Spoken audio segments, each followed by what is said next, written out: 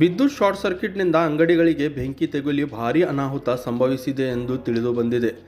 ಯಾದಗಿರಿ ಜಿಲ್ಲೆಯ ಸೈದಾಪುರ ಪಟ್ಟಣದಲ್ಲಿ ಕೆಲ ಅಂಗಡಿಗಳು ಸುಟ್ಟು ಭಸ್ಮವಾಗಿವೆ. ಹೋಟೆಲ್, ಬೇಕರಿ, ಗ್ಯಾರೇಜ್ ಸೇರಿ ಇನ್ನಿತರ ಅಂಗಡಿಗಳು ಸುಟ್ಟು ಹೋಗಿವೆ. ಘಟನಾ ಸ್ಥಳಕ್ಕೆ ಅಗ್ನಿಶಾಮಕ ದಳ ಸಿಬ್ಬಂದಿ ಆಗಮಿಸಿದ್ದಾರೆ.